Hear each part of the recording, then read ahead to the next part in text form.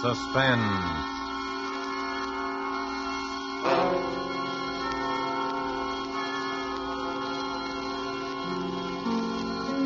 This is the Man in Black, here again to introduce Columbia's program, Suspense. Tonight, our stars from Hollywood are Miss Virginia Bruce and Mr. John Loder. Miss Bruce appears as a beautiful and adventurous young lady who went in search of the bright face of danger and risked her life while finding it. Mr. Loder's role is that of the smooth and charming gentleman who granted her employment in a perilous enterprise. The story called The Cross-Eyed Bear by Dorothy B. Hughes is tonight's tale of suspense. If you've been with us before, you will know that suspense is compounded of mystery and suspicion and dangerous adventure. In this series are tales calculated to intrigue you, to stir your nerves, to offer you a precarious situation, and then withhold the solution until the last possible moment. And so it is with the performances of Virginia Bruce as Lisanne Stephan and John Loder as Bill Folker. We again hope to keep you in suspense. The Cross-Eyed Bear.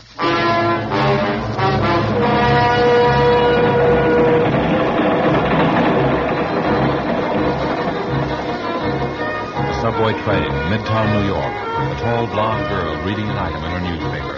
Reading it over and over. An advertisement. A personal advertisement. Wanted. A beautiful girl. No special training required, but must not be afraid to look upon the bright face of danger.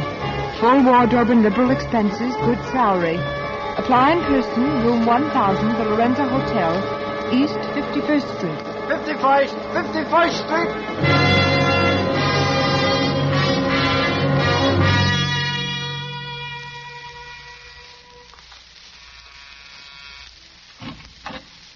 How do you do? I came to answer an ad. Oh. Is this the place? Yes, this is the place, I should think. Well, am I the only one? Not quite, but just now you're the only one. I see. I thought... Listen, Miss, whatever your name is. Lisanne. Lisanne Stephenson. Take my advice, Lisanne, before it's too... Lydia, about that... Oh, someone to see me? This young lady came in answer to the ad, Mr. Folker. Miss Lisanne Stephenson. I see. Well, won't you come in, Miss Stephenson? Thank you. In here, please, my office. Please sit down, won't you? Thank you. Not bad. Not bad. Oh, excuse me, Miss Stephenson. This is my associate, Mr. Hugh King. A bodyguard. She might as well know these little things, Bill. Hugh's not really rude, Miss Stephenson. It's just a mannerism. Well, Bill did advertise for a beautiful girl. I've always considered myself sort of an authority on that subject. I see. Perhaps, Mr. Folker, you'd be good enough to explain why... Perhaps I might tell you something about the job, eh? Well... Why did you apply for this position, Miss Stephenson? I needed the work. And you're quite sure you're not afraid of danger? As a matter of fact, I suppose I am, but I told you I need the work. Well, that makes two of us. Miss Stephenson, have you ever heard of the Cross-Eyed Bear? Yes. Where? Why, in the papers. Wasn't that what they called Knut Villiers, the Swedish nickel king? Did you know he was dead? Yes, that's how I happened to hear about him, when they had it all in the papers about a year ago. And did you know he had 3 sons? No, I didn't read much beyond the headlines. He did. One of them's dead. His name was Dean, the youngest. The oldest, Stefan, is still in Sweden. The third, Lance Villiers, is where your job comes in. I see. Which she obviously doesn't. I want you to meet Lance Villiers, to get acquainted with him, win his confidence. Do you understand? I think so. We know where he is, who he is, but he won't admit it. He pretends he's a piano player named Lance Vort at Jim and Jack's nightclub. We're pretty sure that Lance Vort is actually Lars Villiers, the second son of the Cross-Eyed Bear. Am I supposed to know why you want this done? You might as well tell her, Bill. She's in for it now, anyway. In for it? Oh, you means it seems you're hired. You are. Oh, thank you. You accept? Yes, I accept. Well, then, the background, Miss Stephenson, is this. When the Cross-Eyed Bear, that is, old Knut Villiers, died, he left a will. The will was consciously designed to bring about the murder of at least 2 people. Murder? Yes. He left his estate, which included several important mines, divided equally among his 3 sons. He left a check for $3 million. 1 check torn in 3 pieces. 1 piece for each of his sons. And all 3 pieces must be presented together before the check is valid. A check torn in 3 pieces? Oh, sure, it's an old gag, but it's effective if you want a house divided. You see, the old bear knew that one son would eventually kill the others for their shares. And he knew which one. Stefan. The one in Sweden? Yes. But why do such a thing if he knew? Survival of the fittest, chum. The fittest to run his empire. The old boy is what is known as a rugged individualist. And because he hated all of his sons and wanted them to hate each other, they weren't even brought up together. Why, they've never even seen each other. But it seems so... Can't someone bring them together? Isn't there some way? Sure. Stefan's way. First he killed Dean and... Of course, there's no proof. It happened somewhere up in Vermont. But I thought you said Stefan was in Sweden. We think he is. But there are ways of doing these things. No, he's on the trail of Lance, the second brother. And that's where you come in. We want to get to him before Stefan does. But if you think you know where he is and who he is, why don't one of you talk to him? Because he's scared. He doesn't trust anyone. He won't talk to anyone. Now, maybe he'll trust you. But, Mr. King, may I ask just why Sweden, you see, is neutral, and so they're scared to do anything about it officially. Now, Bill here is like one of those spies in the movies. If he gets caught, his own government is the one to throw the first stone. Besides that, my government is afraid that if Stefan gets control of the mines, he'll turn them over completely to the Germans. Yes, Stefan's pro-Nazi among his other virtues. Well, Miss Stephenson, will you be ready to go to work tonight? Yes, I'll be ready. I'll reserve a table at Jim and Jack's. 2, in fact, for, say, 10 o'clock. We'll meet you around the corner from the bar. I don't want Lance to see us together. I'll be there. Very well, then, Miss Stephenson. Oh, by the way, here's a little cash. You may want to buy yourself an evening dress or 2. Thank you, but... Oh, not at all. Part of the bargain. Goodbye. See you later. Heavens. It's $1,000. Well, so you got the job. Yes. You were trying to warn me about something before I went in, weren't you? It's no use now. I only hope you have better luck with it than I had. Were you... Oh, I'm so sorry. Don't be. Look, Lizanne, I don't know who you are, but you must be somebody. You must be mixed up in this thing somehow. I must be somebody? If you're not, get out of it while you can. You are, of course, but get out of it anyway. Why? Didn't it ever occur to you that the ad you answered may have been in the papers for weeks, and that there are thousands of beautiful girls in New York, and that hundreds of them must have come up here and been turned away? I wondered, yes. And why do you think out of all those you were chosen? That's it. I don't know.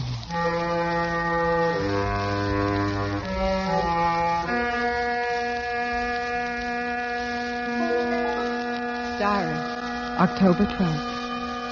Yes, why was I chosen? Who are they, really? And more important, what do they know about me? There's no answer except to work with them and wait. At least I know that at last I've found the trail of the cross-eyed bear. It's true, then, about the torn check divided among the 3 sons. And one is already dead, Dean. The second, the man I'm supposed to meet tonight, to trap. But I'm sure now that I was right to come to New York, and I'm sure I was right to answer the strange ad. As for danger, I always knew it would be there.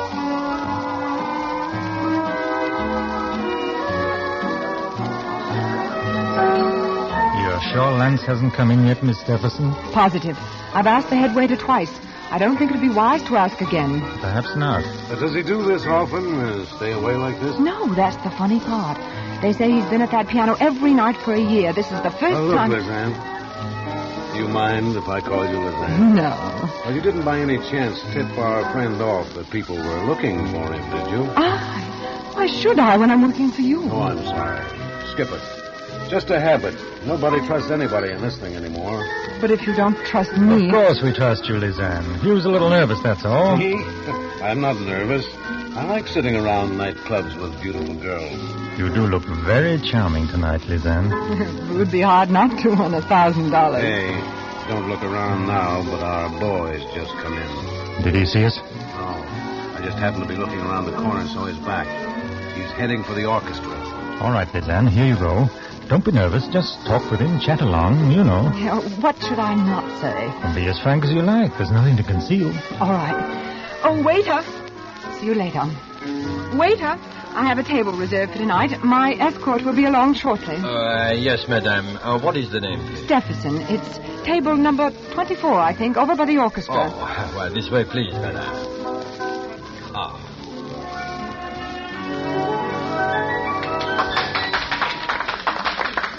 And here we are, madame.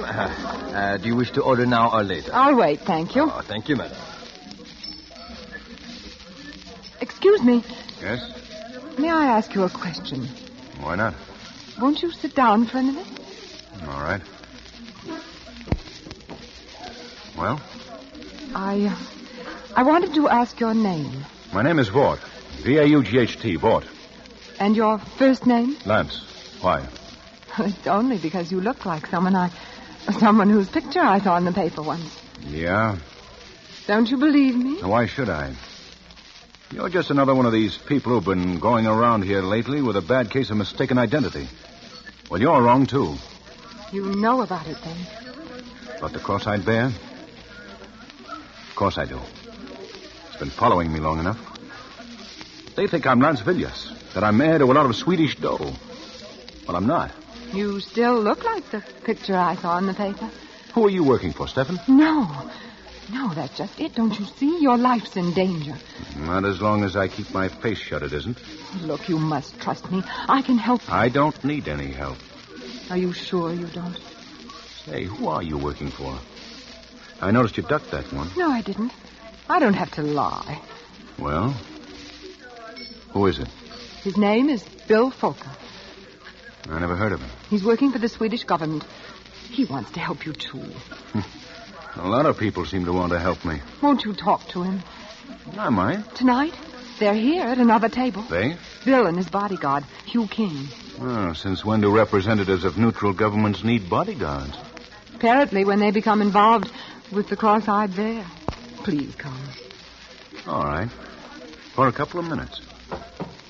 I'll admit I'm rather curious. Over here. Oh, I didn't tell you my name, did I? It's Lizanne. Lizanne Stephenson. Oh, nice. Here we are. Mr. Folker, Mr. King, this is Mr. Lance Fort. Oh, how do you do, Mr. Vaught? Won't you sit down, Mr. Vaught, please? Thanks. Uh-huh.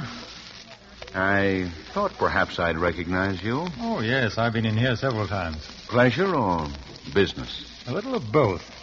Look, Mr. Vaught, I'll speak frankly with you. You can save it. Your Miss Stephenson has told me all about it. My name is Vaught. You're barking up the wrong tree. Got a birth certificate? Why should I show it to you? It might, Uh-oh. Here comes something. Well, hello, Hugh. Hi, Toby. Oh, don't let me disturb you. But you better make some introductions, Hugh. Well, this is Inspector Tobin of the Homicide Squad. Miss Stephenson, Mr. Vaught. How do you do? Mr. Folker. How do you do? Sure. What's up, Toby? Oh, I just thought I'd like to ask a few questions. Well, I'm sure you don't want me. I've got to get back. You better stick around, son. Oh. I don't I see. suppose any of you can give a satisfactory account of your movements between, say, 8 and 10 this evening with witnesses. I thought so. How about you, Miss Stephenson? You're a new one. I thought you might at least. Well, it took me quite a long time to dress. It looks as though it might have. Well, it's better to have too many suspects than none, I guess. Come on, Toby. Give. There's been a murder. A murder? That's right. A certain Lydia Vinton. Your secretary, Mr. Folker. Oh, Lydia? Surprised? Why? Of course. Where do I come in on this? Well, now, Mr. Vaught, the New York police know a lot more about what's going on in the world than you think. All sorts of things. Like the cross-eyed bear, for instance. I've got nothing to do with the cross-eyed bear. Maybe you have, maybe you haven't. But there are a lot of people who think you have, including me. But Lydia, poor Lydia, she was only my secretary. She had nothing to do with it. Had nothing to do with the cross-eyed bear? Whether you knew it or not, Mr. Folker, Lydia Vinton was in the cross-eyed bear thing up to her neck. She knew the Villiers setup. She knew the Villiers family. In fact, She was one of the heirs to the Villiers fortune. Lydia was? Lydia, Mr. Folker, was the wife of Stephen Villiers.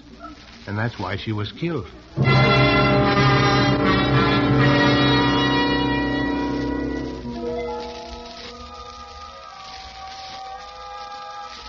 October 14th. Lydia. Poor Lydia, who tried to warn me. And no wonder. Lydia was an heir to the Cross-Eyed Bear's estate. And she is dead. Dean was the youngest son and heir, and he is dead. And the next, Lance. Of course he is Lance Villiers. His disappearing is as good as signing a confession that he is Lance Villiers. He disappeared not because he was a murderer of Lydia or anyone else, but he is afraid of being murdered because he is the second son of the Cross-Eyed Bear. And that means I've got to find him before they do.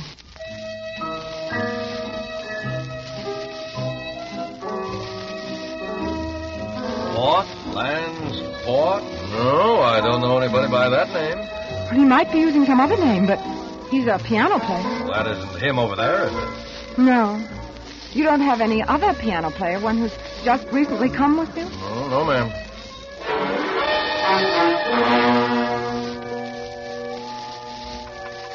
Sure, he belonged to the Musicians Union. They all do, but he hasn't worked for over a week, and, well, if he didn't leave any forwarding address at his hotel, I'm sorry. Some of these piano players are funny guys. Oh, no, but that fella's wanted. You don't think you're going to find him before us cops do you? No, ma'am, I'm sorry. Nobody answering that description ever registered here.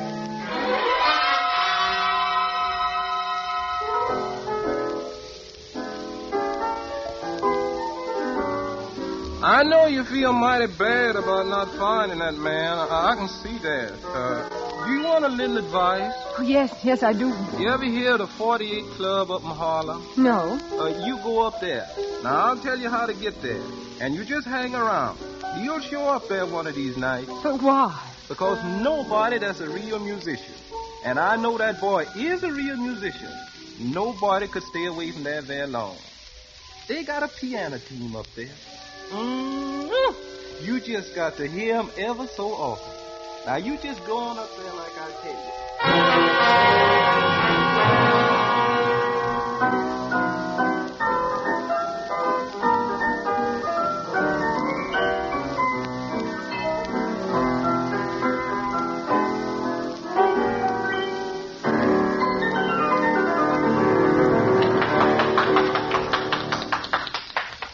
Are you sure? I think I know who you mean. I've been keeping my eye out ever since you told me. I see. Well, thank you. The man you want wouldn't have a beard, would he? Beard? Well, I don't know. There's the gentleman right over there. Where? Oh. That him? Well, I'm not sure, but I think I'll take a table for a while anyway. Lance! Lance! Quiet, you little fool. Come here. Sit down. Oh, Lance, I'm so glad I found you. I don't know whether to laugh or cry. And the beard. I had to do something. Not very good. I recognized you. All right. What are you here for? Put the finger on me? Oh, Lance, you know that isn't true. Why not? Because you trust me, don't you? Well, yes, for some reason. I know why. Because I trust you when you know it. You trust me? Oh, don't you see? We're all in this together. We're all in danger. Well, how does that apply to you? Well, I'll tell you. But first, listen. Don't you see what you've done? By running away, you've all but made an open confession that you are Lance Villiers. The police may think you ran away because you killed Lydia. But whoever did kill her knows why you ran away. Don't you see? Yeah, I know. I thought of that after a couple of days, but it was too late then. You are Lance Villiers, aren't you? Why should I tell you? Because we can help each other. Because if we don't, we're both helpless. How do I know you're not with them? I'm not with anybody. I'm trying to find out just as much as you are. Look, sister, I don't know if you are or not, but I'm gambling with my life. Listen, if you're Lance Villiers, you have a torn piece of a check made out by your father, Canute Villiers, the Cross-Eyed Bear, for 1/3 of his estate. There are 2 others exactly alike. And all three must be presented together before any are valid. If I show you another of those pieces of that check, then will you believe me? Yes. I will. But first, we've got to find a place for you to hide. Where did you get part of that check? Never mind that now. Where have you been staying? Oh, here and there. One broken down hotel after another. I know.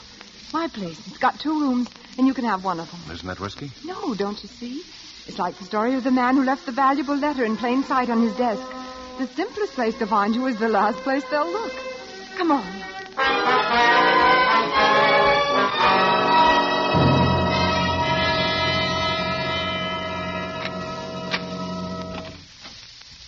Here we are. How do you like it? Well, it's a lot better than I've been used to lately. And there are bolts on the doors. I had that done the second day I got mixed up in this thing. Oh, which room do you want me to take? Oh, you might as well have this one, I guess. The phone's in the next room. You won't want to be answering that anyway. Well, this is all right. We can work and plan here. It'll be our headquarters. We can... Well, there's the phone now. Make yourself comfortable. Why don't you try the piano? Okay. Hello? Hello? Hello, who is it? Hello? That's funny. There was no... Clarence! Bill, how'd you get here? What happened? You can see for yourself. You killed him. Bill! Someone followed me. He's right behind me. I can't help that. Come on, open up. Come in. The door's open. Where? What happened here? I don't know. I walked in and found them like that. Lovers' quarrel, I guess. Bill, what are you saying? So this is where he's been hiding out. No! You better take her in, Inspector. Come along, Miss Stephenson.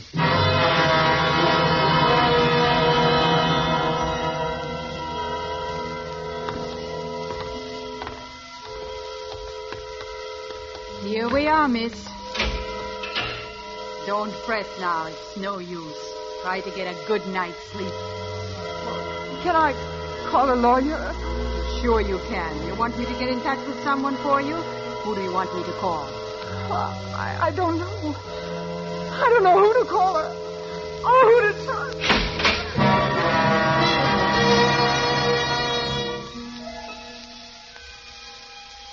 October 28th. At least they will let me write. But what? I've been such a fool. They are Stefan's agents, Bill Fokker and Hugh King, and I walked into the trap. They must have followed me, seen me locate Lance, perhaps even heard what we said. Now Lance is dead. The police believe I killed him, and they will swear to it with all the power of money, even foreign governments behind them. But worst of all, they must know who I am. They must know where the third piece of the cross-eyed bear's check is. That is why I am to be next. Dean, Lydia, Lance, and now Lizanne.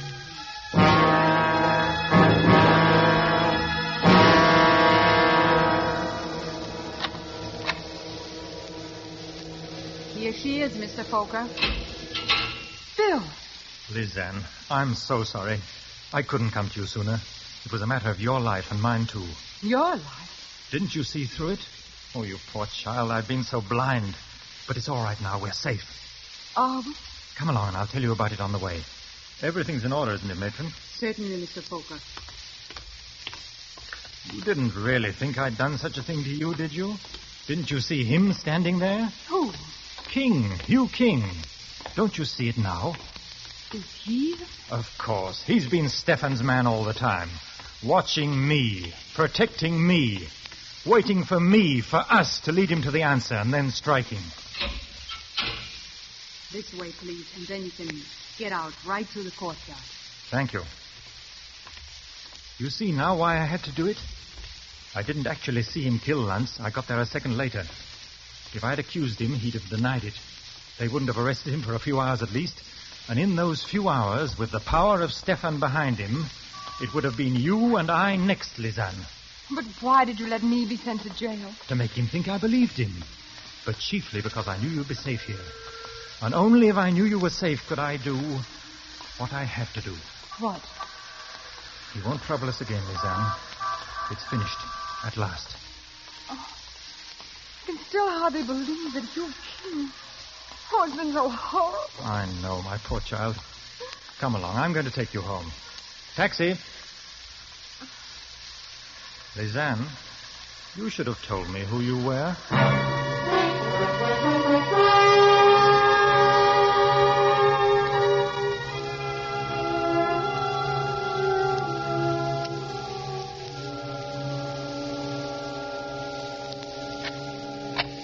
Go on in. Just relax for a while. Like a drink? No, thanks. You don't mind if I do? Of course not. As a matter of fact, there are still a few things I haven't told you about this little business of the cross-eyed bear. There must be quite a lot of things. For instance, you never knew I had a wall safe behind this bar, did you? No. And of course, you didn't know what I kept in it. Perhaps you'd be interested to see. Cross-eyed bear's checks. All 3 pieces. Yes. Lance's, who had his part in his pocket, the fool. Yours and my own. You? You know, I rather marvel that my poor brother Dean managed to marry such a naive girl. You've believed in me all the way, haven't you, Lisanne? Even this afternoon. When did you know?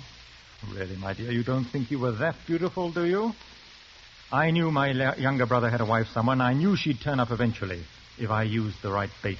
The ad. The ad. But you weren't quite as innocent about that ad as you pretended, were you? The beautiful girl went looking for danger. You were trying to find the man who killed Dean, weren't you? Yes. Didn't you realize that he'd only married you for protection, so there'd be one more heir to the Villiers fortune, so they couldn't all be killed, or so he thought? Yes, I realized that after I'd married him. Lisanne, I have a private plane waiting for me, and I have the check. By the way, I got your part out of your safe deposit vault, copies of your keys. Oh. So there's no use prolonging the agony. You understand?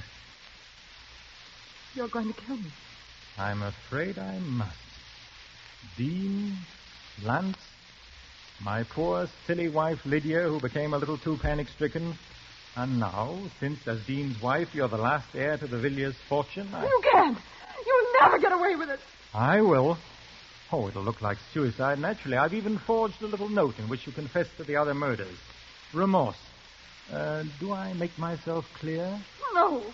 My poor child, you mustn't think you can deceive me by that ancient trick of staring over my shoulder at a non-existent intruder. Drop it, Bill. You! I said drop it.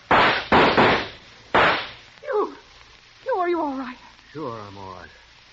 It was a close one for you, though, baby. I told Tobin to keep you there till I got back. I'll call a doctor. Oh, that can wait. But this can't. Oh, you.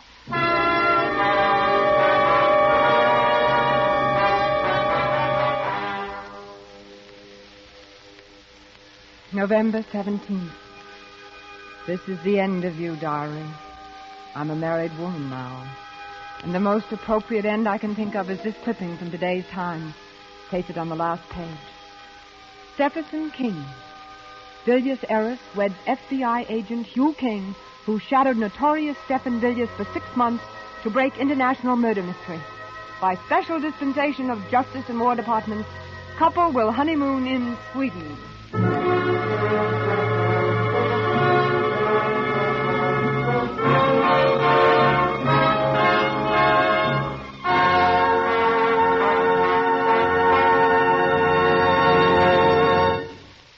And so closes The Cross-Eyed Bear, starring Virginia Bruce and John Loder.